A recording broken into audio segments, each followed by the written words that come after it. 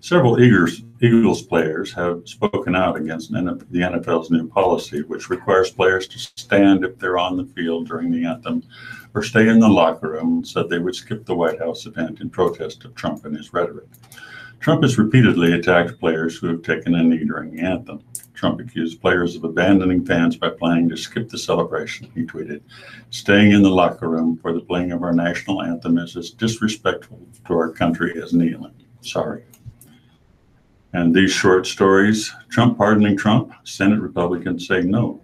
Several Senate Republicans have warned President Donald Trump against entertaining the prospect of pardoning himself of any federal crime after Trump and one of his lawyers, Rudy Giuliani, argued that the president has expansive pardon powers.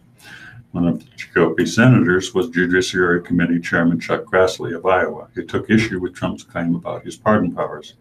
"If I were president and some lawyer told me that I could do that, I'd hire a new lawyer," Grassley said Monday. And McConnell shortens the Senate's recess. Senate Majority Leader Mitch McConnell said on Tuesday that he will cancel most of the August recess, citing historic obstruction by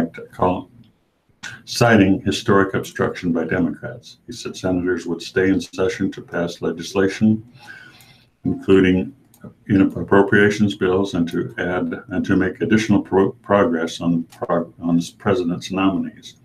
The Senate had been expected to leave town August 3rd for a 4-week break. They'll be out of town only the week of August 6th. Another possible motive: Democrats have far more senators facing re-election than the GOP does, so it could be to Republicans' advantage to keep lawmakers at the Capitol. Paul? This article out of Atlantic City. When the Miss America pageant started in 1921, having young women parade around in bathing suits seemed like a great way to get tourists to come to the Atlantic City Broadwalk after Labor Day. But how American views women has changed dramatically since then, and the Miss America organization is run by women who don't think it's such a hot idea. Accordingly, when the pageant is held in September, nearly a year into the Me Too era, it will no longer have a swimsuit competition. "We're not going to judge you on your appearance because we are interested in what makes you, you," Gretchen Carlson, a former Miss America and the new head of the organization's board of trustees, said in making the announcement Tuesday on ABC's Good Morning America. For decades, women's groups and others have complained that the swimsuit portion was outdated, sexist, and more than a little silly. Carlson, whose sexual harassment lawsuit against Fox News chairman Roger Ailes led to his departure, said the board has heard from potential contestants who lamented, "We don't want to be out there in high heels and swimsuits." The announcement came after a shakeup at the organization that resulted in the top 3 positions being held by women. The overhaul was triggered by an email scandal last December in which Miss America officials mocked winners' intelligence, looks, and sex lives. Instead of showing off in a bathing suit, each contestant will interact with the judges to highlight her achievements and goals in life and how she will use her talents, passion, and ambition to perform the job of Miss America, the organization said. Carlson said that the evening wear portion of the competition will also be changed to allow women to wear something other than a gown if they want. The talent portion of the contest will remain. "That's what comes out of their mouths that we care about," Carlson said. Linda Cornett, Miss America in 1993, supported the dropping of the swimsuit competition. "I hated it," she said. "I always felt awkward and uncomfortable." She added, "In the climate of the Me Too, I think it's really wise decision. We're living in a different era now, and when we move forward for the empowerment of women, we will be taken much more seriously, and I think that's huge." But Kendall Morris, who competed in the 2011 as Miss Texas, said the swimsuit competition taught her how to eat healthy and exercise, not just for 15 seconds on stage, but for a lifetime. It taught me a lifelong discipline beyond the Miss America stage. Carlson said she's not worried ratings in the nationally televised broadcast, except for September 9th on ABC, might suffer. She said that the swimsuit portion is not the highest rated portion and that viewers seemed more interested in the talent competition. The Miss America pageant is not the cultural event it once was. The 1988 broadcast was seen by 33.1 million viewers, according to the Nielsen Company. Last year, 5.4 million people watched. Because many of the state and local competitions that decide the Miss America finalists have already begun, the dropping of the swimsuit portion will not take effect at those levels until next year's competition, the organization said. Rick? Incumbents advance, Democrats look to make moves in November. Holding hopes of a blue wave in November, Democrats fought to shape the political battlefield in primaries on Tuesday. In California for the governor, Democratic Lieutenant Governor Gavin Newsom and Republican John Cook took an early lead in the race to replace Jerry Brown as governor. The two traded the lead with about 30% each in early returns, with Republican Travis Allen and Democrat Antonia Villaraigosa about 15 points behind them. In the Senate, U.S. Senate Dianne Feinstein won first place in the primary, easily moving to the general election. As she seeks a fifth full term, Feinstein will face the second place finisher in November. In South Dakota, for governor, U.S. Representative Kristi Noem won the Republican primary for governor in her bid to become the first woman elected South Dakota governor. Noem will face Democrat Billy Sutton, a state senator and former professional rodeo cowboy, in the general election. In Alabama, for governor, Governor Kay Ivey clinched the Republican nomination for governor without a runoff. She is seeking to win the office in her own right after becoming governor 14 months ago when her scandal-battered predecessor, Robert Bentley, resigned. Ivey will face Tuscaloosa Mayor Walt Maddox, who won the Democratic primary. In the House, U.S. Representative Martha Roby has been forced into a runoff in Alabama's Republican primary after challengers blasted her 2016 criticism of Donald Trump. Roby, a four-term incumbent, faces Bobby Bright in a July runoff in Alabama's conservative 2nd District. In New Jersey, in the Senate, Bob Hugin, a wealthy former pharmaceutical executive, won the Republican nomination for Senate. He will face two-term incumbent Senator Bob Menendez, who had faced a federal corruption case until it was dropped earlier this year. In Mississippi, in the Senate, incumbent Senator Roger Wicker easily won the Republican primary months after President Donald Trump endorsed him. On the Democratic side, state lawmaker David Barria and venture capitalist Howard Sherman will head to a June 26 runoff. And finally, from New Mexico, for the governor, U.S. Representative Michelle Lujan Grisham won the Democratic nomination for governor and will take on Republican Congressman Steve Pierce in November. Senate Democratic Senator Martin Heinrich will face Republican Mark Rich in the general election. Well, it's 10:21, and we're going to switch over to local news. Ms. Cat, Daisy, Harmon's, Hot Bird, and Gravity. If you ordered any of these personalized message license plates, they're waiting for you to pick them up at the Lancaster County DMV office. 7,000 sets of license plates, that's close to 14,000 individual plates, fill about a dozen file cabinet drawers at the Lancaster County Treasurer's office, forgotten by their purchasers. These are plates ordered, paid for, and shipped to the county DMV office for people to pick up, but no one has come in to get them. There are thousands of message plates, Big Red, Renegade, La Luna, to name a few. There are hundreds of Cougars and Husker specialty plates, a few handicap plates, and even a Gold Star family plate. These plates were ordered last year when the state required vehicle owners to get new plates, not just new stickers. That happens once every 6 years. Treasurer Andy Stebbings would like to see the plates in the hands of the folks who paid for them, not sitting in the back room of the office at 625 North 46th Street. We hope this jogs someone's memory, Stebbings said, about the publicity regarding the 7,000 sets of forgotten plates. We'd like to get these cleaned out. Notifying every individual plate owner would cost an estimated $25,000 for the research to determine the owner and address and to send out a letter, Stebbins said. Last year, the county office handled about 322,000 vehicle registrations, said Don Arp, motor vehicle manager for the treasurer's office. The forgotten sets of plates are about 1/5 of the 38,000 message and specialty plates ordered by Lancaster County residents last year. People ordered the plates from the state and paid for them. The plates are shipped to the county office, and the vehicle owner gets a letter from the state saying their plates are available at the county DMV office, explained Art. Stebbing and Art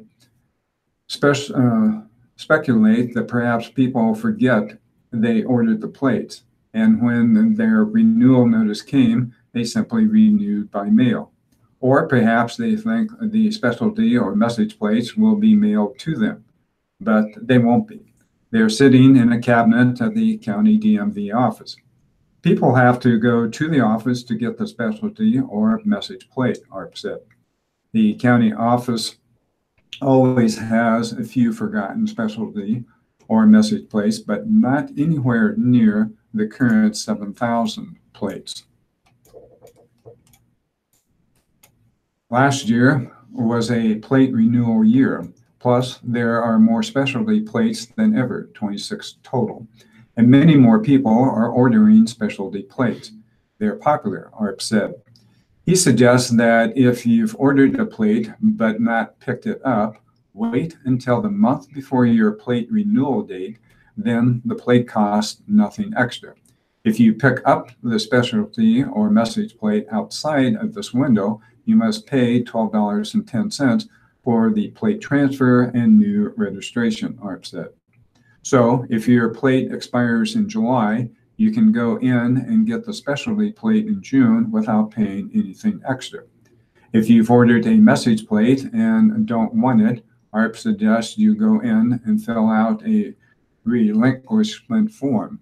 Then someone else can use that message, he said. And Stebbing is hopeful some extra publicity will stir memories. Even if we get rid of 1,000 of those plates, that would be huge, he said. The treasurer's office will keep the plates for several years before sending them off to be recycled, Arp said. If you have questions about the specialty and message plates, call the Lancaster County Treasurer's Office at 402-441-7497. Dad left kids in van overnight, police say. 2 boys, ages 4 and 5, sat for hours over the weekend inside an unlocked minivan in a parking lot in Benson after their father went to a bar around midnight, got drunk, and went home with the woman to her apartment, Omaha police said. Father, Charles R. Bibbs, 28, of Omaha, later told police he had planned to be at the bar for 2 hours, but he forgot about the boys and spent early Saturday with the woman in the nearby Benson Tower. In the morning, he told police he remembered his kids and walked over to the Benson Library at 60th and Benning Street. He had left them and a dog inside a 2005 Buick Terrazza that was running with its lights on. It should be noted, police wrote, that there was a terrible storm overnight with lightning, thunder, and 60 to 80 mile-per-hour winds and torrential rain, police wrote in the report. The boys were all alone in the vehicle in a dark parking lot. Leslie Bramer, who lives near the library, had noticed the minivan during the night and saw that it had its lights on. She called police in the morning when she noticed the van was still running. One of the officers opened the driver's door and saw a dog lying on the front floor and shut the door right away, Bramer said Tuesday. The second officer opened the door and found the 2 boys sleeping in the back. Bramer said she went to her house and got bowls, spoons, milk, and Honey Nuts Cheerios for the boys, who ate while sitting with her on a bench in front of the library. A police officer went to a store and brought back juice and a bag of donuts for the boys. The dog, Bramer said, appeared to be part pit bull with a sweet disposition and sat quietly beside the children. The 5-year-old boy asked Bramer several times if the dog would be all right, she said. When the officer first said there were 2 kids inside that van, I began to cry, Kramer said. I can't believe these 2 little kids were in that van during that storm and didn't get out. Bibbs was charged Tuesday with 2 counts of felony child abuse. He was ordered held on $75,000 bail and must pay 10% or $7,500 to be released from jail. According to Nebraska Department of Corrections records, Bibbs had been released from prison just hours before going to the bar Friday night. He had been sentenced to prison in October after being convicted of 4th offense, drunken driving. The boys were scared and cold when they were let out of the minivan about 6:25 a.m. to go to the restroom, police reported. Bibbs walked back to the library parking lot around 7:15 a.m., police said, but stayed about half a block away when he saw the police cars. He later told officers he initially was afraid to walk up. The officers saw him staring at them and asked him his name. He initially wouldn't give it, but eventually told them who he was. Officers said Biggs still smelled heavily of alcohol and had urinated in his pants. Bibbs told officers that his girlfriend, the mother of the boys, had gone to Texas the previous day. The minivan had no car seats, so officers had to bring car seats to the scene to take the boys to Project Harmony. The dog was picked up by the Nebraska Humane Society. The father did come over to me before he was arrested and thanked me for calling 911, Kramer said. Well, the U.S. Department of Transportation on Tuesday announced that Nebraska will receive an $18.3 million federal infrastructure grant for ongoing construction of the Heartland Expressway in western Nebraska. The grant will allow the Nebraska Department of Transportation to move ahead with conversion of approximately 14.6 miles of US 385 from 2 lanes into a 4-lane divided highway. When completed, the Heartland Expressway will be a divided multi-lane highway stretching from Denver to Rapid City, South Dakota, traveling on a route that encompasses Scottsbluff and Alliance. The Heartland Expressway is a critical infrastructure project for Nebraska families, especially for our agricultural producers delivering products to market and rural residents, Senator Deb Fischer said in hailing the announcement of the grant. Fischer, chairwoman of the Senate Surface Transportation Subcommittee, said she worked with U.S. Transportation Secretary Elaine Chao to bring the federal funding allotment to the state. Fischer said Chao heard from Nebraska transportation stakeholders about infrastructure needs when she welcomed the secretary to the state in 2017. This major investment and several others announced today will allow the Nebraska Department of Transportation to build and promote economic development that will grow Nebraska, Fischer said. Governor Pete Ricketts hailed the announcement as another step in an historic commitment from the state of Nebraska to build the 21st century infrastructure system we need to grow our state.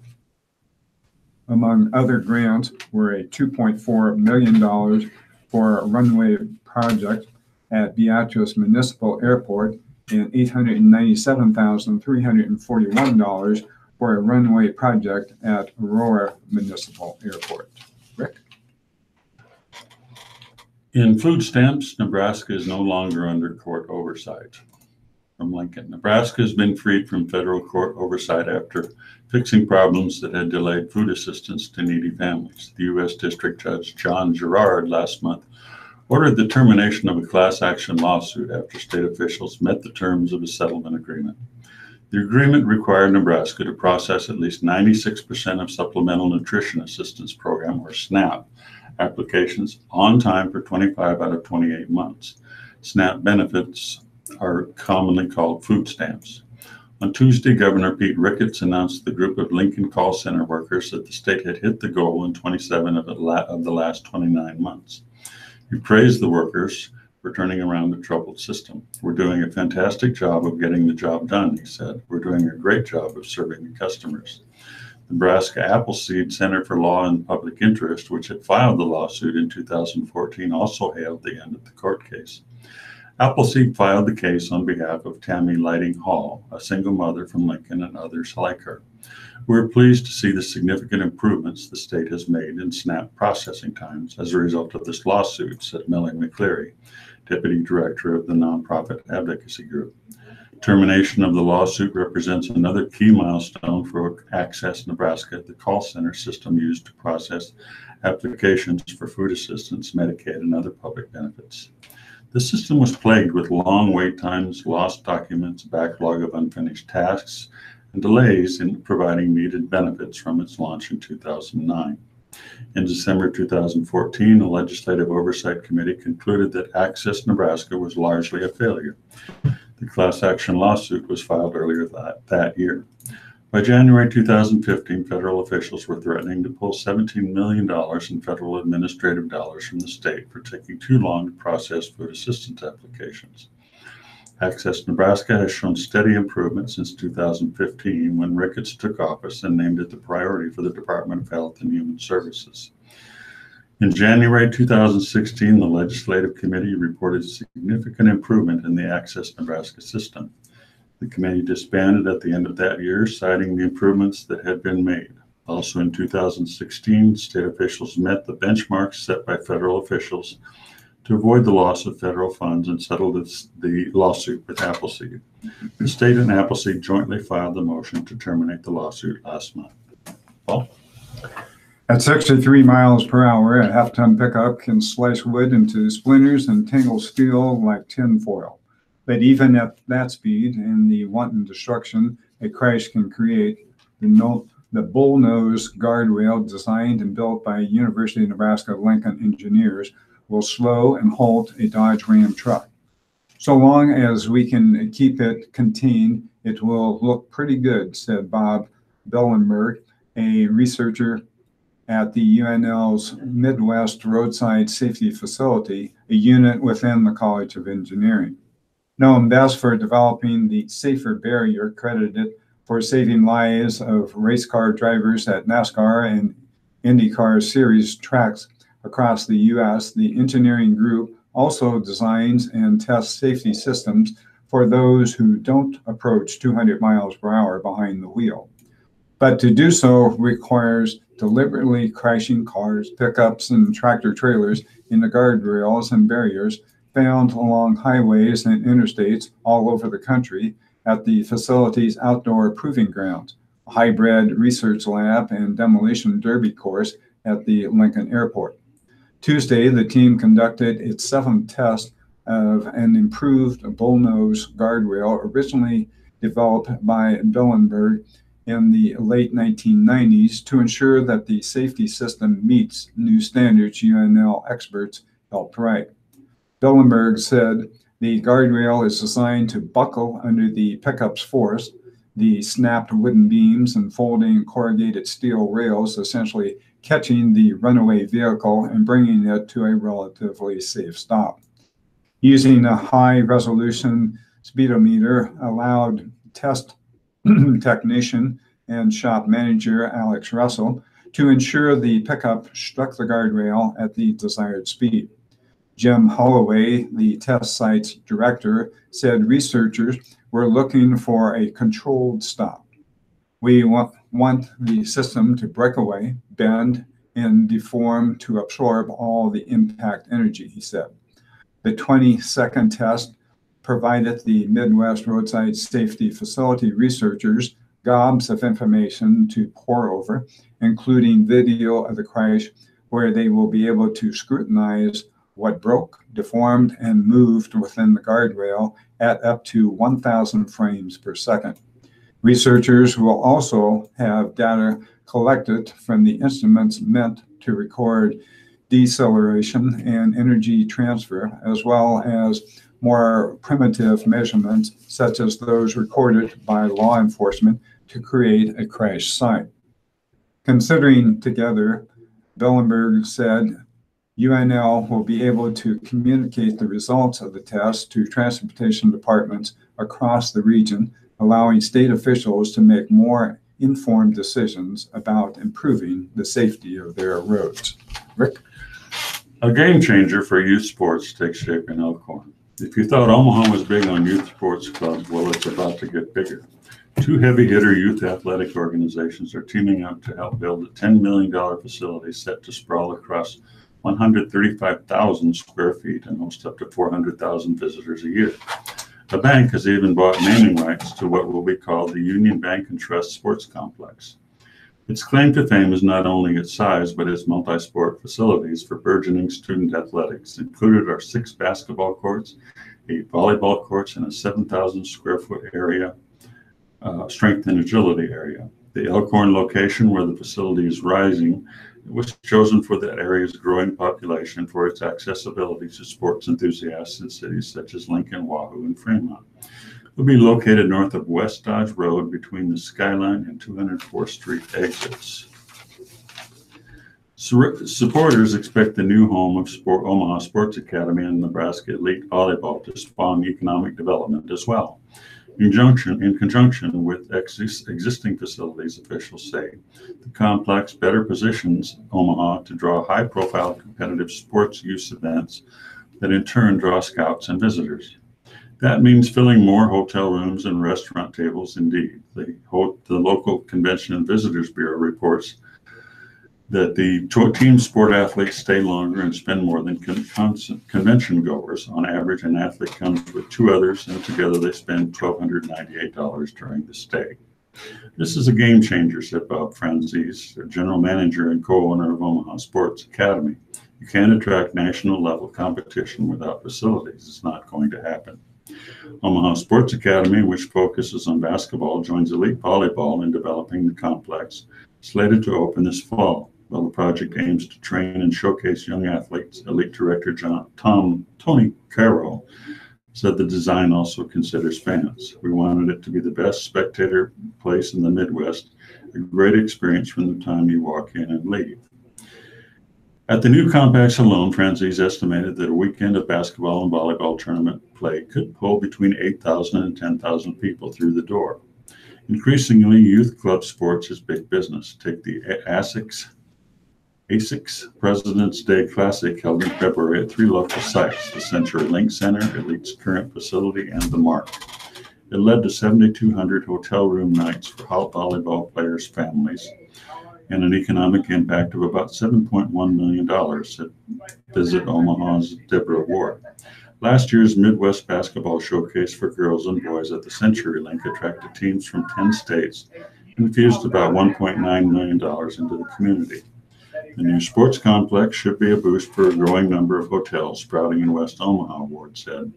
We've got the whole hotel supply out there. It's nice to have another demand generator with youth sports, which youth sports definitely is. Paul? Well, it's 10:41, and we're going to turn to the death notices in the 2 papers.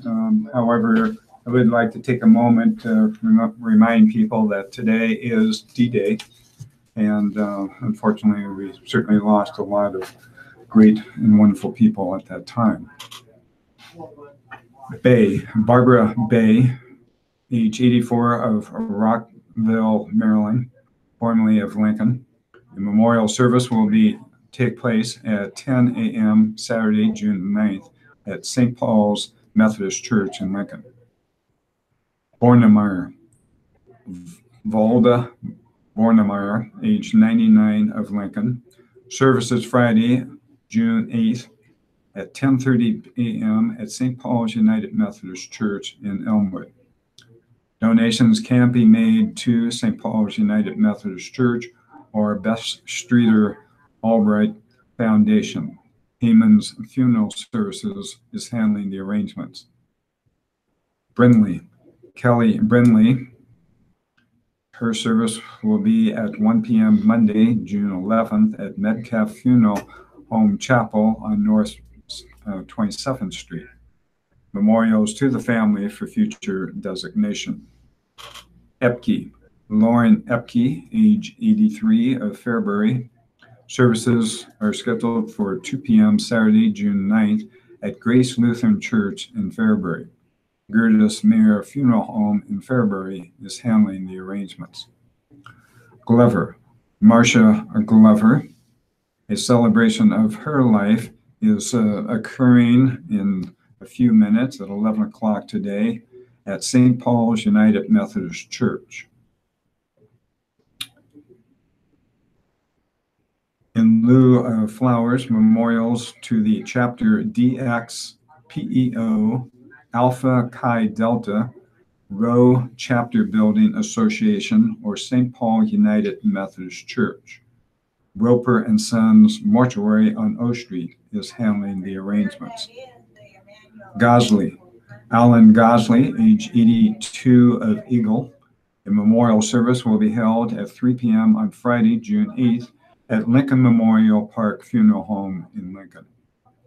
Hanson, Glenn Hanson, age 81 of Syracuse. Funeral services will be held at 10 a.m.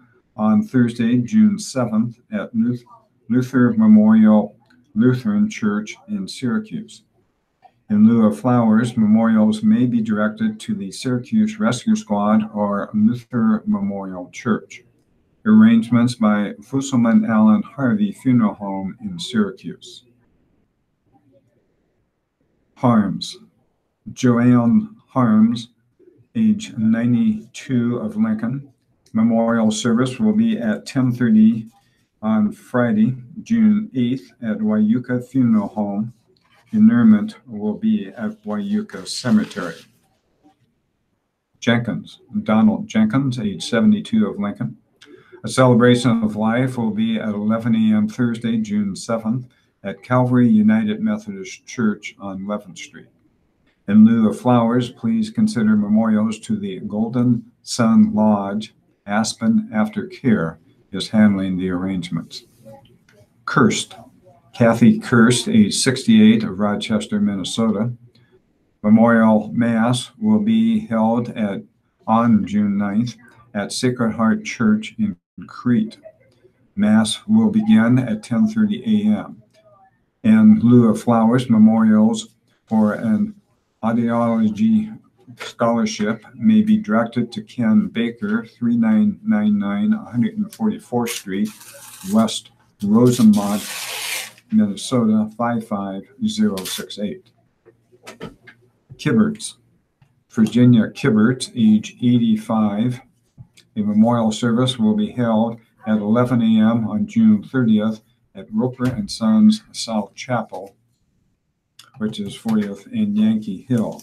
Memorials may be sent to the DeWitt Cemetery Maintenance Fund. Kisling, John Kisling, age 54. A graveside service will be held at 2 p.m. on June 9th at the Okitu Cemetery in Okitu, Kansas.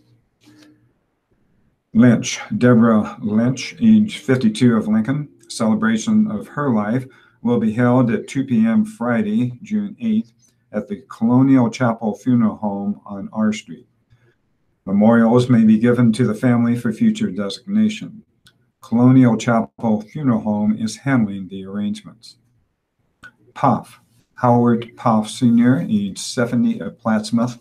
Additional information will be forthcoming. Ritchie, Mary Lynn Ritchie, age 79. Memorial service will be at 11 a.m. Saturday, June 9th at the United Lutheran Church on Fremont Street.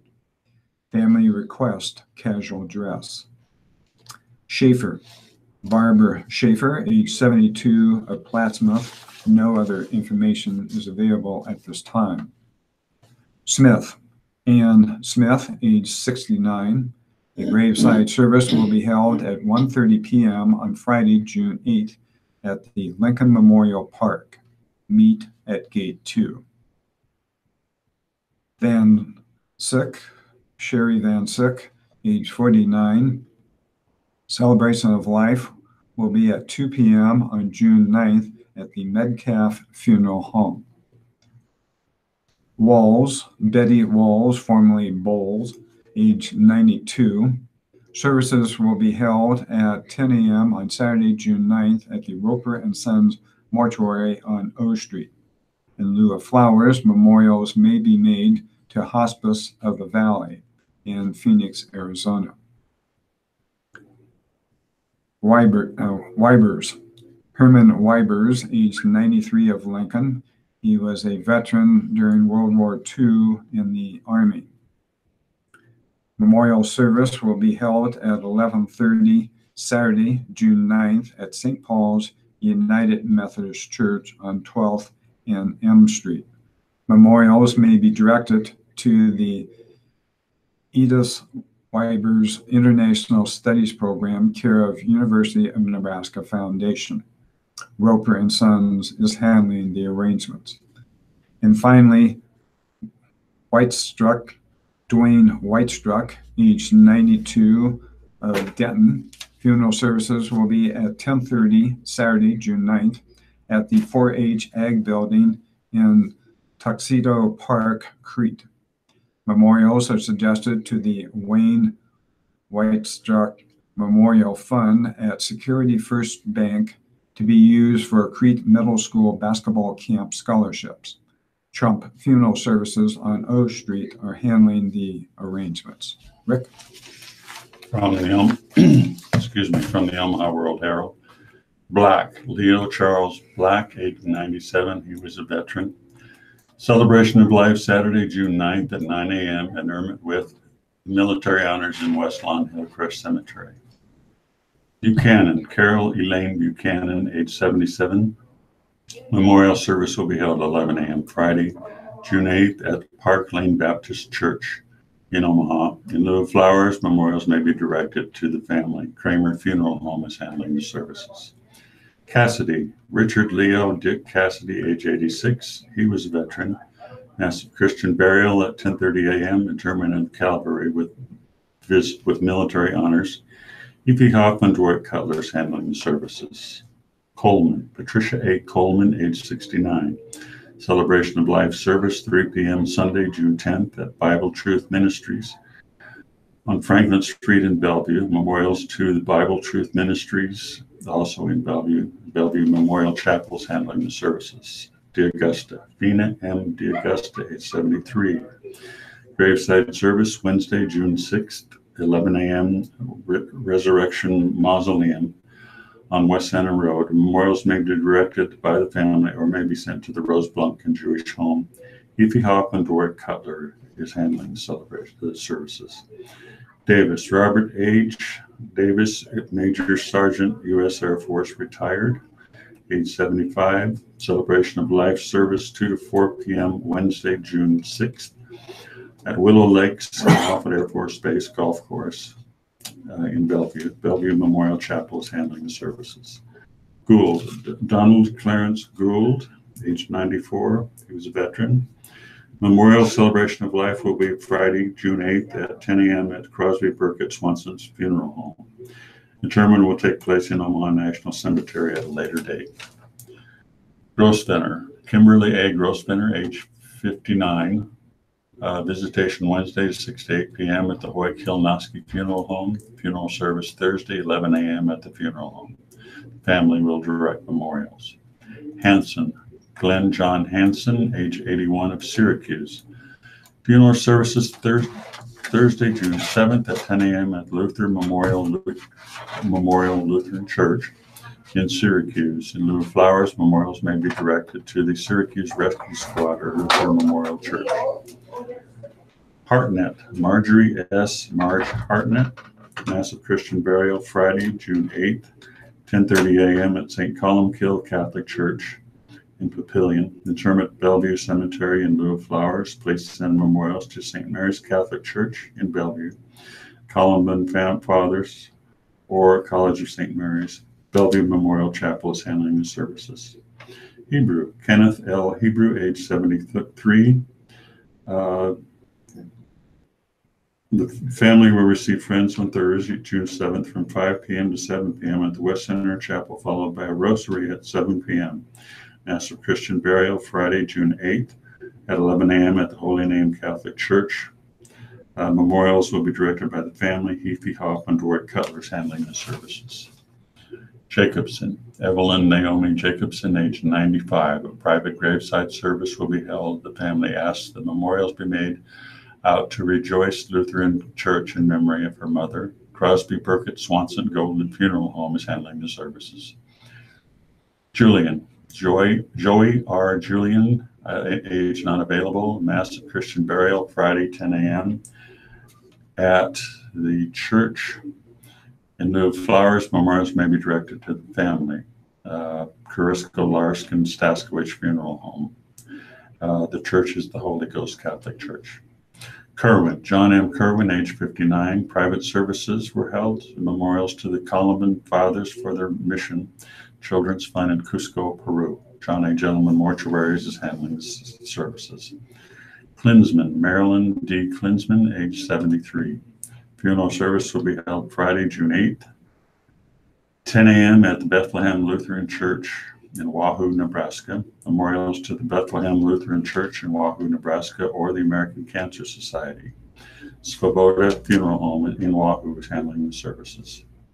Luchins, Reuben Luchins, age 81. He was a veteran. Funeral services will be held Friday, June 8th at 10:30 a.m. at the Ebenezer United Methodist Church in Murdock, Nebraska. Memorials are suggested to the Ebenezer United Methodist Church or Emmanuel Cemetery. Fusselman Allen Harvey Funeral Home of Elmwood, Nebraska is handling the services. Matthews. Carol J. Matthews, services for Carol and Gerald will be held at 10:30 a.m. West Lawn Hillcrest Funeral Home is handling the services. McDonald. Patrick Hugh McDonald, age 76. He was a veteran. Memorials to the St. Margaret Catholic Church or Creighton Prep. Visitation Friday, June 8th, 5 to 7 p.m. at the West Center Chapel at Heafy Hoffman Dorrit Cutler. Massive Christian burial Saturday, June 9th at 10 a.m. at St. Margaret Mary Catholic Church. Interment in Calvary with military honors by Benson VFW Post 2503. Morford, Sharon E. W. Morford, age 74. A massive Christian burial will be held Friday, June 8th, 10 a.m. at the St. James Catholic Church. Interment in the Resurrection memorials are suggested to St. James Catholic Church. E.P. Hoffman, Dwight Cutler is handling the services. Palmer, Gretchen Palmer, age 86. Visitation is at Reichmuth Funeral Home Thursday, June 7th, 2 to 7, with family receiving friends from 5 to 7. OES services at 7 o'clock. Funeral service will be at Friday, June 8th at 10:05 at Our Savior's Baptist Church. Reichmuth Funeral Home is handling the services. Palmisano, Vito M. Palmisano, age 90. Massive Christian burial Wednesday, June 6th at 11 a.m. Mary Our Queen Catholic Church. Interment in the Holy Sepulchre Cemetery. Memorials will be directed to the family. Heafy Hoffman Dorrit Cutler is handling the services. Peck. Stephen K. Peck, age 72. As Steve has donated his body to research at UNMC, a memorial service will be held on Thursday, June 7th at 10:30 a.m. at Kingsway Christian Church in Omaha. Luncheon will be served at the church after the services. Perkins, Natalie B. Perkins, age 59. Memorial service will be held Friday, 6:30 p.m. at Karisko Larkin Staskowich Chapel. Memorials will be directed to the family. Phelan, Marjorie A. Phelan, age 87, Celebration of Life service, Sunday, 4 p.m. at Gretna Baptist Church. Memorial service at 10 a.m. Monday, June 8th at St. Patrick Catholic Church in Gretna. Memorials to the family to be determined later.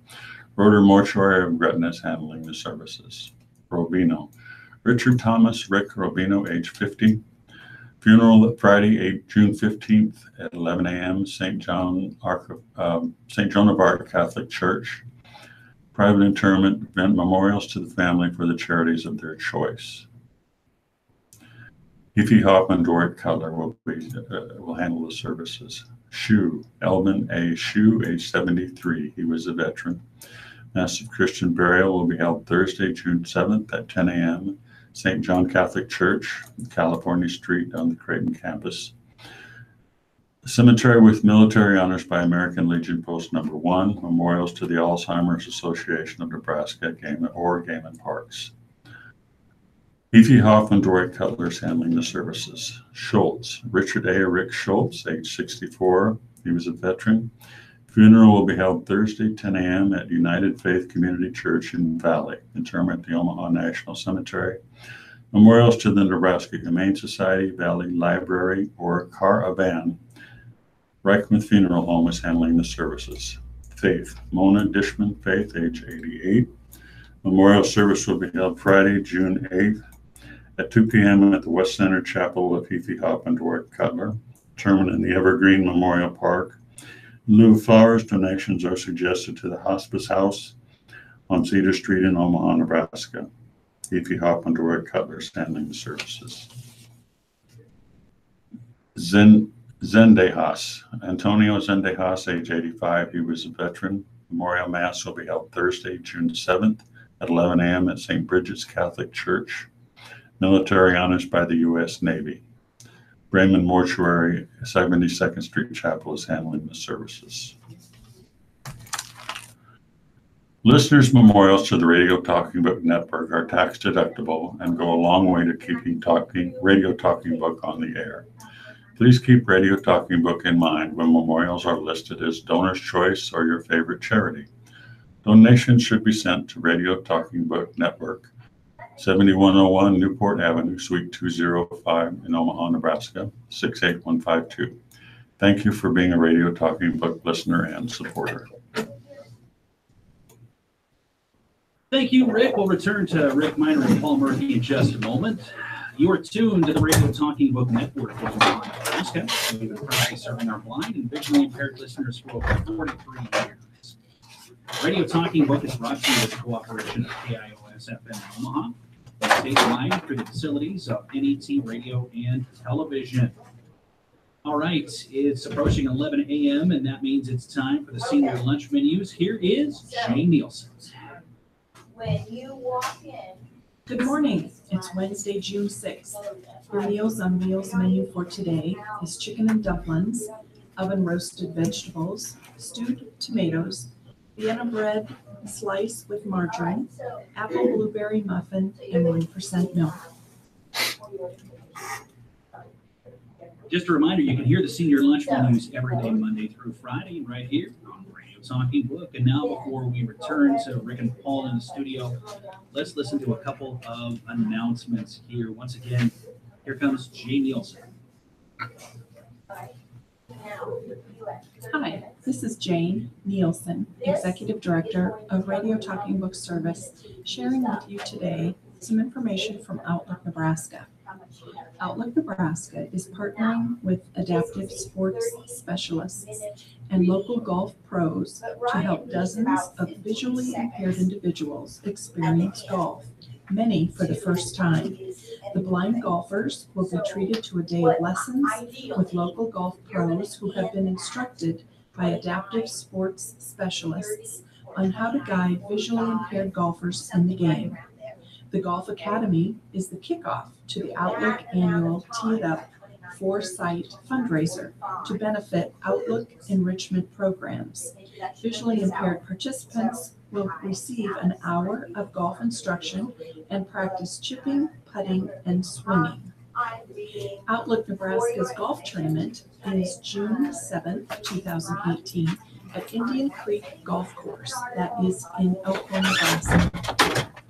Tournament proceeds benefit Outlook Nebraska enrichment program. If you have questions or would like more information about signing up, please contact Shiloh Stugrath at 402-504-2609 or visit outlooknebraska.org.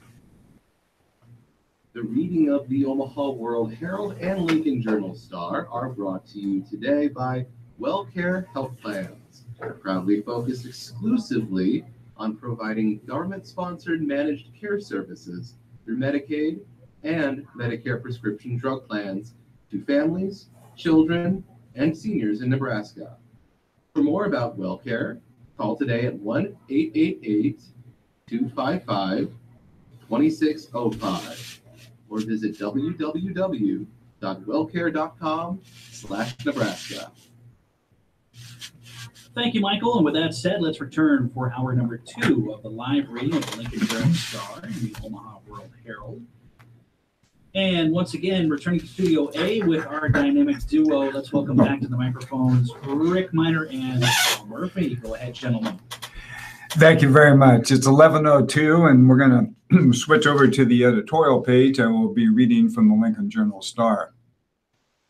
Under the auspices of national security, the White House announced late last week it would enact tariffs on import steel and aluminum, first proposed in March.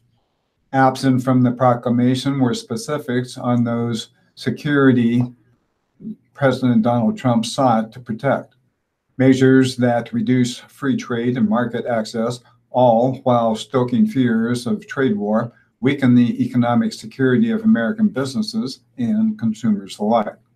Making these protectionist blunders even more galling and disastrous for Nebraskans is their targeting of allies and loyal trade partners. Tariffs on imported steel, 25%, and aluminum, 10%, are already being met with retaliatory measures by countries with which the U.S. has long been friends, hurting both local pocketbooks and the global economy. Free trade benefit businesses and consumers alike. In 2017, Nebraska turned a $3.45 billion trade surplus, according to the U.S. Census Bureau. Now, such future success is in jeopardy. A spokeswoman with Canadian Consul General Office told the Journal Star that nearly $217 million in Nebraska exports would be among the $12.8 billion of American goods imported by Canada subject to tariffs by July 1st. For a frame of reference, these tariffs by Canada mean nearly 14% of Nebraska's trade with its largest partner, $1.6 billion, and more than 3% of the state's total exports, $7.2 billion, will be slapped with duties at the Canadian border. This is just one set of tariffs by one country.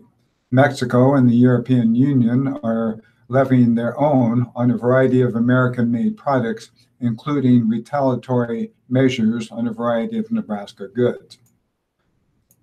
Behind only fresh meat, the state's number 2 export in 2017 was combines and harvesters. Yes, Nebraska sold a greater dollar amount of these implements overseas than it did corn last year, which will no doubt be harmed by metal tariffs. Contrary to Trump's past statements, trade wars are not fun or easy to win. Nobody wins a trade war. Businesses face an increased cost to produce goods. Consumers, in turn, are forced to pay more for the same product. Employees can lose their jobs as the price of doing business increases without any growth in revenues. Don't lose track of the irony of these tariffs in sight of the current administration's signature legislative achievement, last year's hastily passed tax cut. That plan was designed to put money back into Americans' pockets, and it's done so for a majority of wage earners. But the constant instability spawned by Trump's protectionism could easily take those dollars back and more through higher prices because tariffs are essentially taxes paid by consumers. Trump has boasted his America First policies since before his election, but few policies of his will leave as many Americans feeling less financially secure than his disastrous tariffs. Rick? From the Omaha World Herald opinion writers, seek justice, move forward. Words such as senseless and appalling come to mind in the wake of the terrible shooting Saturday night on a downtown Omaha street. But even those terms are too small to fully encompass the heinousness of what happened.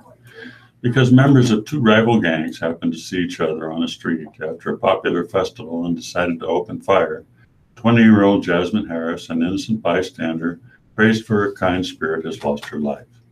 Because of this horrific resort to violence, 7 other people, ages 15 to 28, were injured and various vehicles sprayed with bullets. Because of this gang violence, the victims' family members are suffering terribly, and Omahans are, as a community, are concerned and angered that mayhem on this scale could occur in our city. Saturday violence comes after a particularly violent month in May when 21 shooting victims were recorded. The Omaha Police Department has identified several persons of interest in regard to the Saturday shootings. Chief Todd Schmaderer said, but continues to seek information. What we are asking for here is the public's help to put an end to this spike in violence. Schmaderer urged anyone with relevant information to contact Omaha Crime Stoppers at 402-444-7867 or STOP. Information that leads to the identification and arrest of a homicide suspect can lead to a $25,000 reward. Jasmine Harris was an amazing young person that didn't deserve to go through this, he said. And every detective I've got working for me now has that in the back of their mind, and I have it in the back of my mind. 2 or 3 trigger-crazed gang members are the central ones behind much of the gang violence, Schmaderer said. It's imperative that justice be served in this matter. A young woman with a life full of promise has been cruelly snatched from family and friends. Innocent bystanders have been hurt, avoiding fatal injury only because of the happenstance of the bullet trajectories. My son and daughter-in-law were there at the time. Our police should step up their anti-gang activity, and their work should stem the flow of illicit guns to gang members. Increased police presence at public events such as the College World Series is warranted. Some have called for a youth curfew, but that option faces legal questions and practical obstacles, especially given difficulties in enforcing it effectively. Our city has suffered a horror, but Omaha must not surrender to fear. Gang members must not be allowed to stifle Omaha's civic life. Our city must move forward together, taking energetic measures for community protection while realizing our full potential as a strong, unified, forward-looking community. In an article titled, Furthermore, among the campaigns our nation's military has fought to promote freedom, the D-Day invasion 74 years ago today stands out as one of the most ambitious. The Allied effort involved more than 5,000 ships and 13,000 aircraft. It landed more than 160,000 troops, including my uncle, along Omaha Beach and the rest of a 50-mile of heavily fortified French coastline. The fighting on D-Day left more than 9,000 Allied soldiers killed or wounded, but the campaign to liberate Europe was underway, ultimately freeing millions from Nazi control in one of the world's great advancements of liberty. Paul? We continue on the editorial page of the Lincoln Journal-Star. This article was written by Leonard Pitts, Jr. It made my mother scream. That's what I remember. I had been lying dozing in bed, but at the sound of her, I scrambled into the living room. She was standing before the television watching an image of chaos in the hotel ballroom. Although I grew up in the 60s, very few of these signal events of that tumultuous decade managed to penetrate my childish, oblivious world. I have little firsthand memory of the Watts Uprising, the 1968 Democratic Convention, or the moon landing. But I remember the night 50 years ago, Tuesday, when Senator Robert F. Kennedy was shot.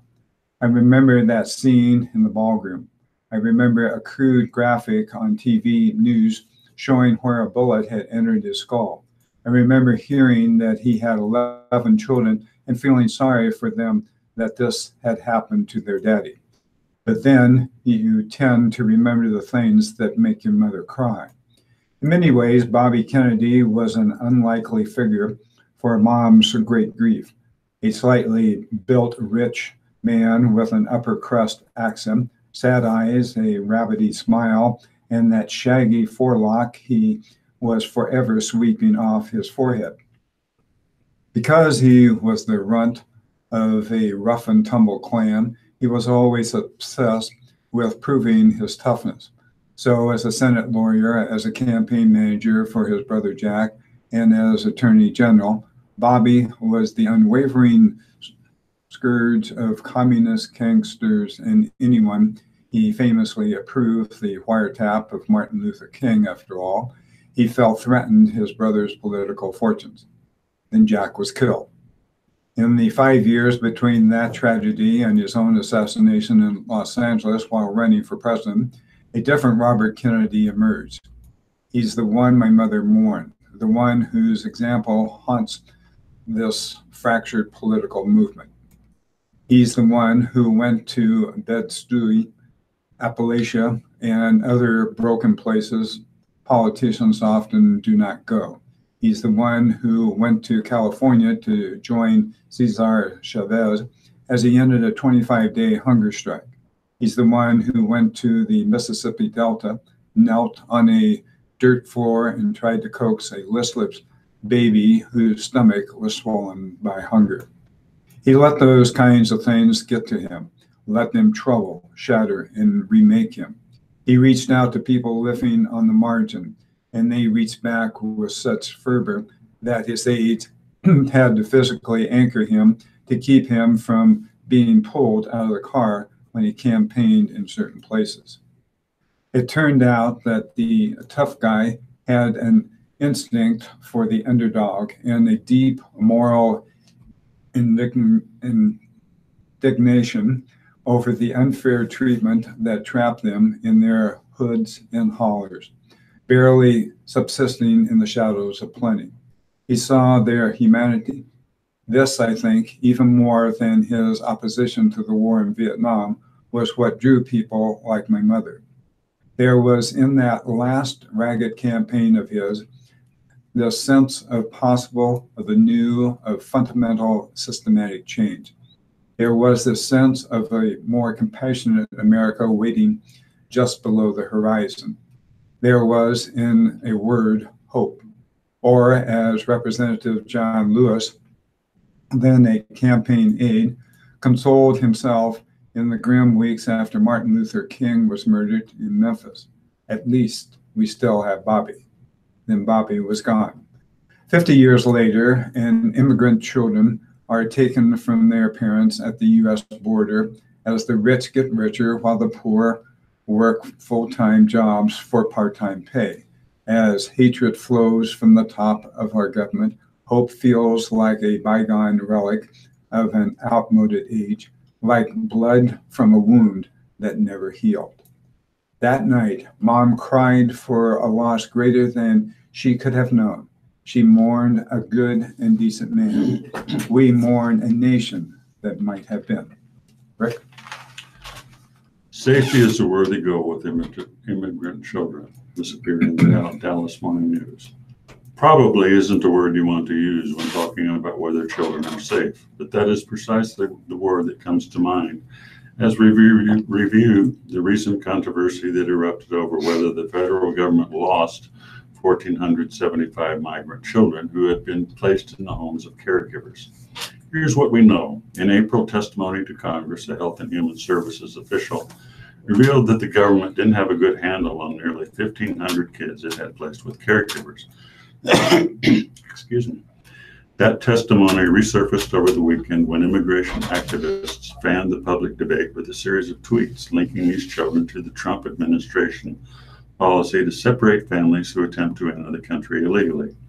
The reality is that the kids in question here are not a product of the administration's new policy. In fact, they are kids who are enmeshed in a federal system that has long had to deal with the children of immigrants. But these kids are connected to this debate. If the current system doesn't do a good job of keeping track of children, why would a new approach that separates children from their illegal immigrant parents as a matter of policy adequately handle the children in its care? Regardless of whether we like it, children are part of the immigration debate. Some arrive with their parents, others arrive seeking asylum, some of whom are eligible for such status in our system. For years, as unaccompanied minors arrived in the United States, Border Patrol or Customs officials transferred them to the custody of the HHS, which then placed them with a relative or sponsor. HHS has made it a practice to make phone calls to check in on the minor's placement. The agency says the bulk of the sponsors are parents or immediate family members or others with whom the children had some previous relationship. But not all calls get returned. Caregivers move, and in some cases, kids run away. The net result is that there are some children who came into the HHS system for whom it cannot fully account now. It is probable that most of those kids are in safe hands, but in 2016, HHS was criticized for failing to protect unaccompanied minors from falling into hands of human traffickers and other abusers. We understand that those reports prompted officials to conduct better background checks, but we also understand that in an environment where immigrants are demonized, more people will live in the shadows of society where they can be exploited. We believe in the rule of law and prefer policies and rhetoric that encourages people to live in the open. Only then can our legal system better protect society from all levels of abuse. That includes ensuring no probably is attached when talking about the safety of children who pass through the hands of the HHS. Well, And this letter to the editor, which is a response to a letter to the editor that I read last Wednesday. Evidently, not much thought was given to Senator Ernie Chambers' statement, ban the manufacture, sale, and possession of all ammunition. After 2 seconds of thought, I came up with several conclusions to the statement. I'll start small. This would aid in the senator's war on mountain lion hunting. All hunting, particularly quail, would be really hard using bow and arrows and slingshots. All gun ranges, schools, trap shooting teams, and some Olympic events would cease to exist. More accidents on the road would occur. Driving to and from Omaha recently, I saw 6 dead deer hit by vehicles, and 2 cars were severely damaged. Think how many more accidents would occur if the deer population was uncontrolled with less hunting. We would save a lot of tax money because police and SWAT would be eliminated. You can teach anybody to write a ticket. With no ammo, we have no need for a military to protect us. Maybe I'm thinking too simply, but guns aren't the problem. People's state of mind is, and it's hard to foresee this and may be impossible to fix. And that was signed by Dennis Strain of Lincoln. Rick? well, I'll read one very short letter to the editor from GM Benedict before we move on to living today. I am so tired of hearing people are acting like animals or are animals. The human race could learn a lot from animals. Please stop insulting the animals. Okay, well, it's 11:19 and Snowball is orphan for that. And so we'll now switch over to the today's living and entertainment. I will shift over to the Dear Doctor. Can patients with chronic kidney stones reduce their likelihood of problems by adding daily magnesium to their diet? Dear reader, there are many hypothetical reasons why supplemental magnesium could decrease the chances of kidney stones. Kidney stones are quite common, with 10% of people in the United States developing them over their lifetime. Oh, yeah. Yeah, and they're not very pleasant. No, they are not. In fact, the incidence of kidney stones has nearly doubled over the last 30 years. The majority of stones, 65%, are calcium oxalate, 15% are calcium phosphate, and the rest are uric acid. Thus, the medical community has looked for ways to decrease the amount of calcium in the urine as well as its ability to form crystals there. Theoretically, magnesium could decrease the possibility of stone formation by binding to oxalate in the intestine, leading to less oxalate in the urine and possibly fewer calcium oxalate stones.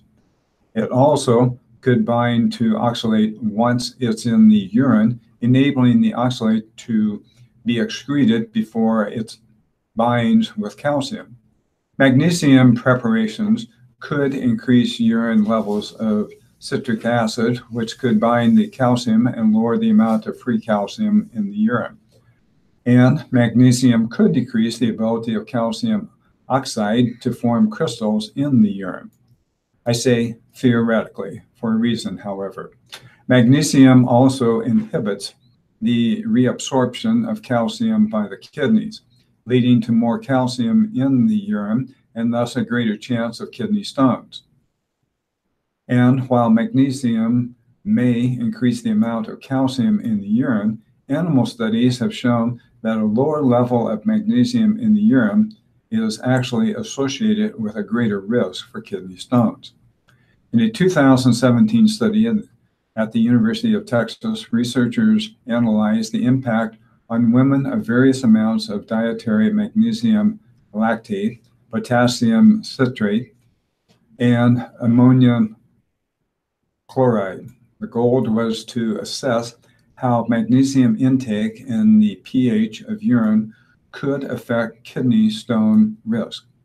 As expected, making the urine more alkaline decreased the calcium excreted in the urine, but did not decrease oxalate in the urine. The magnesium lactate actually increased urine calcium, even with the addition of potassium citrate, as well as the risk of calcium oxalate stone formations. I'm not sure what supplement you've used, but not all supplements would have the same effect as magnesium lactate. Magnesium oxide, for example, provides less magnesium than magnesium lactate, which alkalizes the urine. One interesting note from the 2017 study is that magnesium lactate decreased the amount of phosphorus in the urine and thus may decrease the formation of calcium phosphate stones. I'm not sure if your stone was identified as containing calcium phosphate, but that may be interesting to know. Ultimately, however, there are no good controlled trials assessing whether magnesium has any effect on people with kidney stones, so I can't make a general recommendation. Clearly, more study is needed. Rick?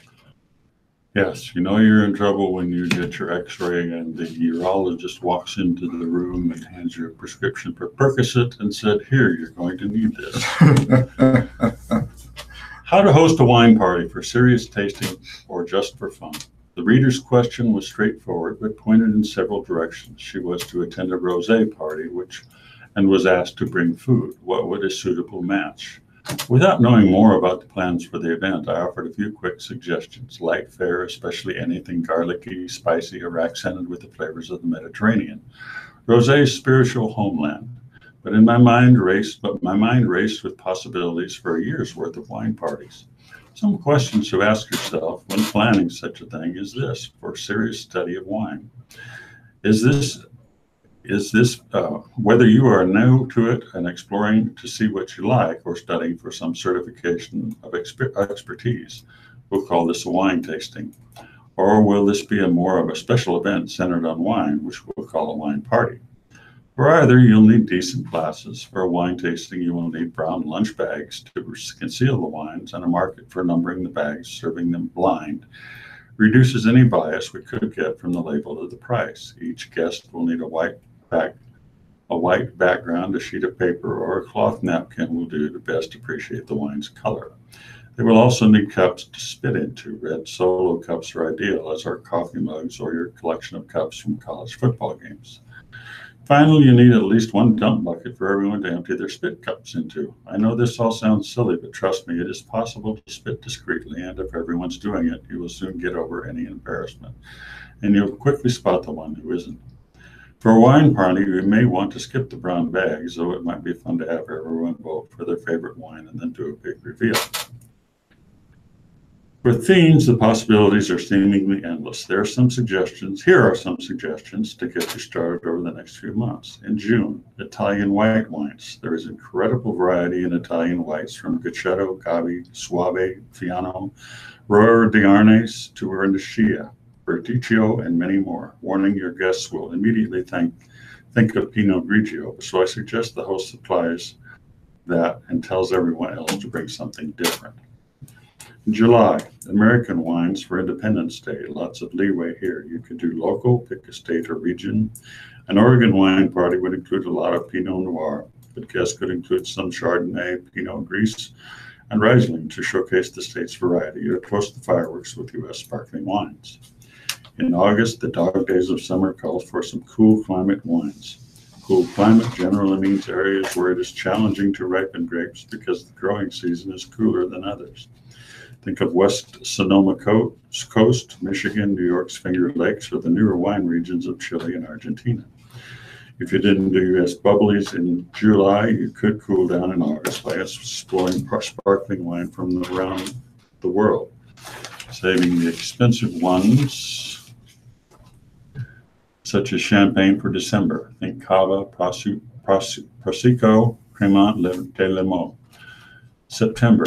Summer is waning, the evenings are getting cooler. Maybe it's time for some heartier reds. How about a Rhone comparison? Either stick with one or more appellations of France's Rhone Valley, or compare the main Rhone grape varieties of Grenache and Syrah with examples from California, Washington, Spain, or October. And finally, October. German Rieslings for a classic Oktoberfest party. Compare wines at the Moselle with those of Rheinheisen and Pfalz. Add some from Austria, Australia, New Zealand, or the United States for comparison. These ideas should goad your thirst for exploration and discovery of new wines. Cheers. Well, if we're cheering, this article will go right along with it. For some of us, myself included, dear old Dad was my first introduction into the world of beer. I remember when I was 8 or 9, my dad giving me and my brothers a sip of his Coors or Bud or some other brew, ages before the craft beer explosion. Clearly, each one of us scrunching up our face after sucking down the sharp, metallic tasting liquid too fast, coughing and spurting. We avoided beer for years, precisely the kind of lesson a parent wants to impact on his kids. Luckily, the lesson didn't stick. Now, I am endlessly curious about adult beverages like beer, seeking out styles, brewers, and flavors like it's my job. Oh, wait. And while beer, in its purest form, chilled and heady with potential, will never go out of style, there are more ways than one to enjoy a good brew. Enter beer cocktails. The word cocktail can inspire visions of fuzziness, but banish those thoughts. Think of these as an upgrade, taking a beer's best flavor components and enhancing them with a few ingredients. To get you started, these 3 low-key mixers make use of your or Dad's favorite 6-pack, including 1 cider. Feel free to swap out each recipe calling for beer with your favorite brewer's version, from lager to ale. And since Father's Day is around the corner, fire up the grill and treat Pop to a beer brunch at home. These porch pounders go great with snacks. So rather than make Dad pay for his own day out, whip up these skewered bites. It's your turn to teach Dad something about beer. And the snacks that they have identified here and have the recipes, there's a grilled chicken thigh, there's grilled bacon wrap scallops, and grilled eggplant roll-ups. So pick your choices. Sounds good. I will pick all of them. Dear Amy, my 31-year-old daughter stopped by for dinner the other night. During the span of 2 hours, we ate dinner and she consumed an entire bottle of wine. I didn't notice that the entire bottle was gone until she left and was driving home. She's been a heavy drinker since college, but typically takes 3 months off from drinking each year. How do I approach this topic? She is an adult and continues to make bad choices when alcohol is involved. She's gainfully employed, makes it to work on a daily basis, and is self-sufficient. I do not believe that she drinks every day, but when she does drink, she drinks to excess. Her boyfriend is also a heavy drinker. Concerned mom. Dear Mom, so far the worst and potentially fatal choice your daughter made was to consume an entire bottle of wine and then get into her car. The drunk driving accident would potentially be catastrophic for her and other innocent people. DUI or DWI would also be a high-impact experience, affecting her reputation, possibly her profession, also her independence. The best way to approach this with her is also in some ways the hardest. This requires you to speak your own truth directly and sincerely, without attaching too firmly to the consequences. Likely negative consequences here would be she feels attacked, becomes defensive, or attacks back, and decides to keep her distance from you, basically turning this into a referendum on your relationship. This sort of acting out is to be expected. If you see it for what it is, throws and thrashings of someone who's been poked in a tender spot. No one wakes up one day suddenly transformed into an alcoholic. Alcohol dependence and addiction is gradual and takes place over time. You love her, you are a mother, and you are worried about her. So you say, honey, I'm very worried about her drinking. If she challenged you for examples, you can certainly offer them. She might reject all of your examples and evidence and deny or downplay all of your concern, but she won't forget what you said, that you said this. The truth is something she will have to walk around in. You can hope that this causes a realization along with an effort to change. And dear Amy, you respond to so many inquiries about relationships and potential conflicts that I imagine you find yourself wondering how your advice works out for people, and so I thought I would update you. I signed my question Grateful Auntie. I was concerned about how to greet my niece upon seeing her for the first time since she began a male to female transition. Amy, your advice was spot on. First, to relax about it, excuse me, and then to remember that this would not be a one and done encounter and we would have many more opportunities to talk. I greeted her just as I would any other niece or nephew whom I had not seen in a couple of years, with a big hug and lots of enthusiasm. We did a lot of catching up about life in general, not the big change. Conversation meandered in a very natural way, which I occasionally alluding to her transition, like how long it was taking to get her name changed on her driver's license. The bigger point I want to make, and I realize this is only based on my singular experience, is that Jay seems such more at ease socially than before. That evening, she was more expressive, engaged, and outgoing than I had ever seen her before her transition. This, to me, is the surest sign that she is finally becoming who she was meant to be. It gave me chills and made me appreciate more than ever how important it is to personally support loved ones on this journey, as well as advocate for them in a larger context, i.e. LGBT rights. Thank you, a Grateful Auntie. Yes, I am perennially curious about how my advice works out for people. It is generous of you to provide such a positive update. Paul? It's always nice to be positive. Yes. Dear food doctor, moldy cheese, it looks gross. So I always end up tossing the entire block. Oh, But no. I was told I can trim it and it would be okay to eat. Is this correct? Answer. Cheese goes bad for a variety of reasons. Cheese can become bitter, sour, and rancid. Sometimes the color doesn't look right. But for most consumers, mold is the absolute worst. The yuck factor is so high that at first sight, moldy cheese often goes straight into the trash. Although it might not change your mind, molds that grow on refrigerated cheese are rarely harmful. For hard cheeses like cheddar or jack, the trim option is perfectly fine. About a centimeter or two deep is plenty. This is because the fungus cannot diffuse through these cheeses. The trim option does not hold for soft cheeses like cottage cheese and cream cheese. The fungi can wiggle their way through, so the interior becomes contaminated. Thus, if you see fungi in these cheeses, into the trash it goes. Interestingly, researchers have shown that fungi associated with cheese spoilage have the genetic wherewithal to theoretically produce toxins. However, for cheese held in the refrigerator, toxin formation does not occur. It's also worth noting that many of the fungi responsible for spoilage belong to the same genus, Bacillium, that is used to make Roquefort and Brie cheeses. Thus, properly fermented foods and spoiled foods are really just opposite sides of the same coin. Make cheese with the fungi under control and you get Roquefort. Let the mold run amok, you get spoilage. By the way, for more than 50 years, the epicenter for research on moldy food has been right here at the University of Nebraska.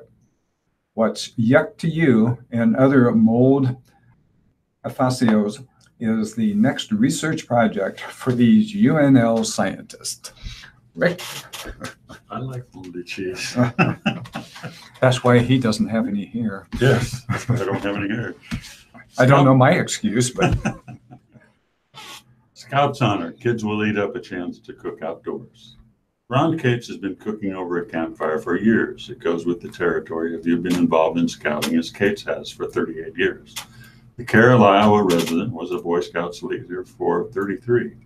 We've cooked for cook camps, cooked for enclaves, spring camperies, fall camperies, winter camperies. Cates said, I've done it all. Now an advisor, he works with youngsters on earning their camping and cooking merit badges. Start simple is his advice for anyone trying to spark an interest in outdoor cooking with their kids. A good beginning recipe is the hopo dinner. Wrap a hamburger patty with slices of potatoes, carrots, and onions in heavy aluminum foil and cook over the fire. You can't beat the taste. All of that blends together, and the only dish you have to clean up afterward is your fork or your spoon and whatever you had to drink. From there, you can work on up, you name it. Kate said his scouts have been game for about anything. A favorite is the Mountain Man breakfast with potatoes, sausage, and eggs cooked in a Dutch oven or spaghetti. If Kate comes across a scout who isn't too eager to try cooking, he'll remind them that one day they'll likely be moving out on their own. After you get out of high school, mom isn't going to cook along with you, but come along with you and cook for you. I don't think mom is going to want you home 3 times a day. In a few years, you'll be married and you need to learn how to cook. His favorite cookware is also a Dutch oven. You can make about anything in there that mom can make in her oven. And I'll give you a recipe for the hopo dinner. Most foil dinners consist of meat and some type of vegetables. Use heavy-duty aluminum foil and double wrap your foil dinner. Put butter in with meat and vegetables to keep it from burning. To make a foil dinner, place a large sheet of heavy-duty foil on the table. Add a pat of butter and uncooked hamburger patty or a chicken breast and diced vegetables, carrots, potatoes, onions, celery, peppers, etc. Don't forget salt and pepper. Wrap the foil up in a packet. Make sure you seal all the edges so juices do not run out. Spread a second sheet of foil out and wrap the packet a second time. Place the packet in hot coals and bake for 1 hour, turning once to help the food cook evenly. Serve foil dinners with ketchup. Sounds good. Paul? Oh, yeah, I can remember those days. Oh, Yes. I tell you, some of the best meals is over at Boy Scout camp. It's 11:39, and we're going to switch over to the business in the market. Out of Washington, for the first time on record, the number of job openings in the United States exceeds the number of unemployed Americans, a trend that may soon give workers more leverage for pay raises. The number of available jobs in April rose 1% to 6.7 million from 6.6 million in March, the Labor Department said Tuesday. That's the most since records began in December 2000. Nebraska's unemployment rate was 2.8% in April. That's more than a percentage point below the national rate, which is at its lowest point since the start of the century. Steady economic growth has encouraged employers to step up hiring. That helped lower the unemployment rate in May to an 18-year low of 3.8%.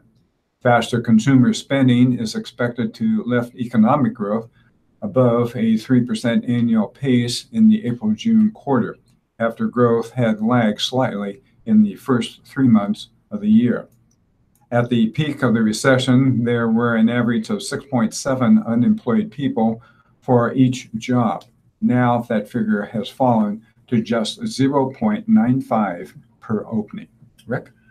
Chamber of Commerce shows off new HQ at former ConAgra building. For Jerry Kuba and Brian Mahoney, the Greater Omaha Chamber of Commerce's new riverfront headquarters is a job well done. For Bridget Augusta, the decor is a refreshing change from the days when she worked in the same building for ConAgra brands. And for Ann Brannigan, it's a place where the chamber staff, members, and clients can collaborate on projects, or if they want, concentrate on an individual task while wrapped in a cone of silence desk. About 200 people came to an open house Wednesday at the former ConAgra Marketing and Sales Building, now called the Chamber Building. Brannigan, the Chamber's senior vice president, said the event celebrated the group's move from its old offices at 13th and Harney Streets, as well as its 125th anniversary. The vibe is a lot more fresh and contemporary, Augusta said, compared with mahogany desks and woodwork she saw at the Chamber before she went to work for PayPal's marketing operation about 6 years ago. It's nice to see the space being used for the good of the community. The Chamber occupies the top 4th floor of the building. 2 Buffett family foundations occupied lower floors, along with an office of Givaudan, a Swiss company that bought ConAgra's flavors and seasonings business in 2016, when ConAgra moved its headquarters to Chicago and downsized its Omaha staff. Kuba was project manager and Mahoney was on-site supervisor for AOI Corporation, which renovated the chamber's 22,900 square foot floor. The project includes huddle rooms, 5 conference rooms with names like Prosperity, Legacy, Champion, and Partners, 2 kitchens, and a mother's room. Brannigan said about 70 people work in the office, which has space for expansion if needed. Part of the chamber's floor is devoted to a business incubator called the Startup Collaborative. Kuba said about 20 subcontractors worked on the 4-month project, including some that take part in the chamber's REACH program designed to give small contractors a start. David Brown, CEO of the chamber, declined to say what the renovation cost. The chamber office overlooks the former ConAgra corporate headquarters building just to the north, which is due to be torn down as part of a $500 million redevelopment of the ConAgra Congress. Well, it's 11:43, and before we switch over into the sports, I'd like to remind you that WellCare of Nebraska is proud to bring you today's reading of the Omaha World Herald and the Lincoln Journal-Star. For more information about WellCare, call today at 1-888-255-2605 or visit www.wellcare.com/Nebraska. Well, switching over to the sports page, preparation for the college volleyball season took another step forward this week for Nebraska with the addition of some new players and the start of summer conditioning workouts. After some time off last month, the players are back in Lincoln taking classes, working at Nebraska volleyball camps, and getting in workouts. While the team had 1 month of training in the spring, the transition from one season to the next wasn't as apparent because seniors Kelly Hunter and Annika Albright continued to train with the team in the absence of a returning setter on the roster after Hunter Atherton transferred. But now it's all about 2018 season. The returning Huskers have been joined by the 4 freshmen, setter Nicklin Haynes, middle blocker Kaylee Schwarzenbach, outside hitter Capri Davis, and defensive specialist Megan Miller. That group was ranked as the number 5 recruiting class in the country by PrepVolleyball.com. Penn State had the number 1 class, followed by Florida, Washington, and Oregon. Creighton was ranked number 10. All of the new Huskers were ranked in the top 60 players of the class, with Haynes as number 4, Schwarzenbach as number 10, Davis as number 21, and Miller as number 55. Also joining the group is transfer Lexi Sun, who was a first-team All-Big 12 outside hitter at Texas last season and is eligible to play right away. As of now, Haynes is the only setter on the roster, but Coach John Cook hasn't backed off from earlier comments that he would add a setter to the roster before the season. An announcement of any new player likely wouldn't come until they've cleared all the necessary hurdles to join the program. The returning players began conditioning workouts Monday, with the freshmen joining on Tuesday after getting cleared to begin. With so many new players on the team and potentially needing them to play big roles when the season begins in August, Cook says there is a lot of important work to be done. Right now, kind of our theme is come together, Cook said. Almost half of our team is new, so they've got to come together pretty quick. In a change from previous seasons, Cook has already named outside hitter Michaela Fecke and libero Mackenzie Maloney team captain. And if I can find the next page, we'll finish this article. For the season, they're the only seniors on the roster. Most seasons, Cook picks or has the team choose captains in August. Last year, he waited until 1 week before the first match. I didn't mess around, Cook said. At the beginning of spring, I said, you're captains. 2 players who were part of the program last semester won't be with the team this season. Desmond Smith got an extended tryout last spring, but isn't staying with the program. And junior college transfer outside hitter Cash Williams also has left. Cook said it wasn't a good fit for Williams at Nebraska. He said it had already been determined that Williams wouldn't be with the team this season when Sun was added to the roster. Rick? In Nebraska football recruiting, junior college transfer could help at cornerback. Will Jackson had been to Nebraska's campus, and he spent a year at a school just across the river from the state, so he can rattle off a few details about Husker football. But he didn't think he'd play there until NU's Swiss Army knife out of a recruiter, running backs coach Ryan Held, showed up this spring at Jackson's school, Mesa, Arizona Community College. Held and Jackson hit it off. Nebraska had an immediate need at cornerback. Jackson was a rangy corner just about to graduate from Mesa. Match made Jackson a Husker. He could help immediately at NU's depth challenge corner position, where only 3 players, Lamar Jackson, Eric Lee, DiCaprio Boodle, have significant experience.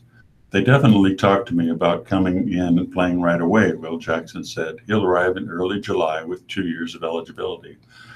But my main focus is coming in and getting to know my teammates. At 6'3", 192 pounds, Will Jackson is closest in stature to the 6'3", 210-pound Lamar Jackson, Will's best talent.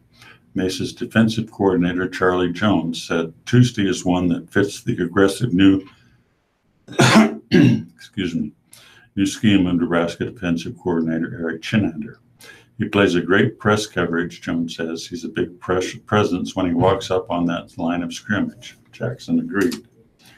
I like to be physical, he said. Jackson's 4-minute huddle highlight video shows more than one play in which he practically swallows up a smaller receiver at the line, rendering him obsolete in the play design. Chinander's pressure-laden take-your-shot defense will use Husker corners in press coverage.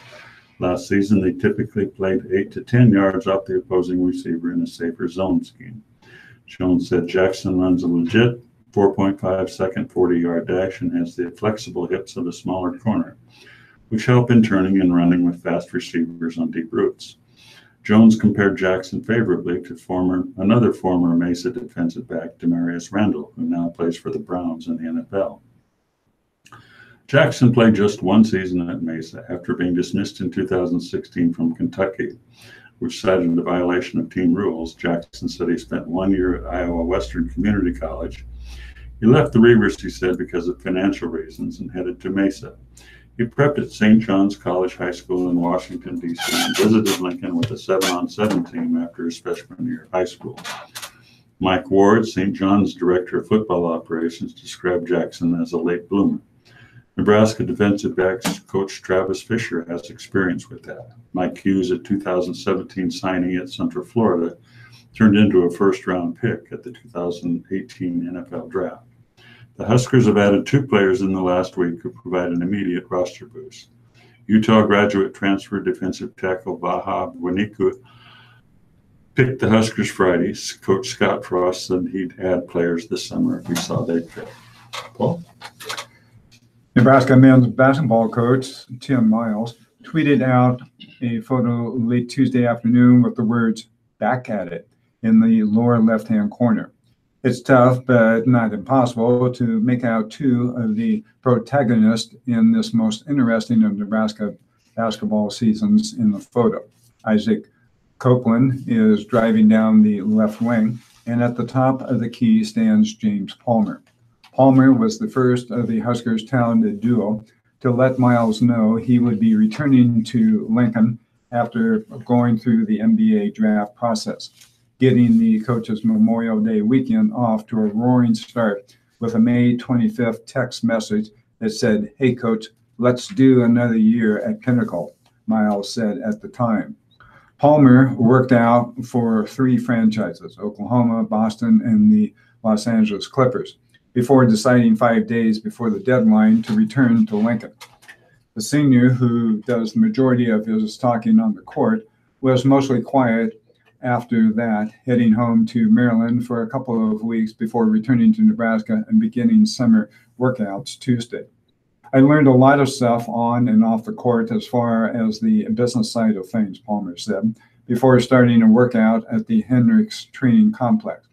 "And on the court, they just told me a lot of stuff, and I took the feedback and decided to come back for one more year. Palmer said he wasn't given any specific part of his game he needed to work on or improve by the NBA personnel who watched him work out, only to learn from his mistakes and continue to improve his overall game. There's always something you can do better, he said Tuesday. Palmer's game took off over the final third of Nebraska's 2017-18 season. He averaged 20.8 points per game over Nebraska's last 12 regular season games as NU went 10-2. He had 5 games of 24 or more points, including a 34-point outburst at Ohio State. The 6'6" Miami transfer finished 5th in the Big Ten in scoring. He and Copeland also took their time with the NBA process, careful to weigh their options before making a final decision. Palmer said the two stayed in touch and checked up on each other throughout the process. Palmer also appreciated the chance to show off his game. Of course, I was excited. Anybody in my position would be grateful for the opportunity, Palmer said. I just went in there with a focused mindset, just tried to focus on myself and tried to do what I do best. Now the work begins on trying to improve on NU's 22-11 record last season. That wasn't enough to get into the NCAA tournament. 4 starters return and the 2018 recruiting class arrives later this week. I'm excited and I want people excited for Husker basketball, Miles said last week. That includes our players, our fans, everybody. I think James and Isaac returning is a great cause for fans to be thrilled and make Pinnacle Bank Arena again one of the elite places to play in the country. Impossible for our opponents to do well there. It's something we can really build off of. Rick? In the NCAA baseball tournament, first-timers will be hitting the road for super regionals. 5 college baseball teams making their first super regional appearances will go on the road this weekend, while top-seeded Florida is hosting its 4th consecutive round of 16 series. Duke, Tennessee Tech, Washington, Stetson, and Minnesota all had never reached a super regional since this NCAA tournament format was adopted in 1999. Each has to win a best-of-3 series on the road to advance to Omaha. The NCAA announced the super regional host sites Tuesday morning. There was a bit of suspense involved because the matchups of Washington, Cal State, Fullerton, both number 3 seeds in their regionals, and Mississippi State, Vanderbilt, both 2 seeds, did not include the top 16 overall seed. Fullerton and Vanderbilt were awarded hosting duties since 1999. 71.3% of super regional hosts have advanced. 7 of the 8 home teams won their super regional series last year. Florida was one of those teams. The Gators clinched the final super regional bid early Tuesday morning when they defeated Florida Atlantic 5-2. Florida, which won the 2017 national championship, will host an Auburn team that is playing in its first super regional in 19 years. 6 SE teams, Florida, Auburn, Arkansas, South Carolina, Vanderbilt, and Mississippi State, advanced to the super regionals. The 8 super regional matchups, games Friday through Sunday. Number 11 overall seed Stetson at number 6 North Carolina, number 14 Minnesota at number 3 Oregon State, Washington at Cal State Fullerton, and Mississippi State at Vanderbilt. Games Saturday, Monday. Tennessee Tech at number 13 Texas, South Carolina at number 5 Arkansas, Auburn at number 1 Florida, Duke at number 9 Texas Tech. Paul? This article out of Oklahoma City, pitcher Megan King settled down after a rough start to complete a record-setting Women's College World Series, and Florida State beat Washington 8-3 on Tuesday night to claim its first national title. Seminoles, 58-12, won the best-of-3 championship series 2-0. They lost their opener before winning 6 straight to become just the 3rd team to come through the losers bracket and take the title. King broke a World Series record for lowest ERA among pitchers who threw at least 10 innings with a mark of 0.20. She earned 4 wins and a save in Oklahoma City while allowing just 1 earned run in 34.1 innings. Washington led 3-0 before Anna Shelnut started the Seminoles rally with a 2-out, 2-run homer in the first. Florida State got more in the second when Elizabeth Mason singled and 2 runs scored with help from an error in right field. Jesse Warren's RBI single later in the inning pushed the Seminoles' lead to 5-3. Rick? Long wait, W-A-I-T, new wait, W-E-I-G-H-T. Bud's ready to make hay.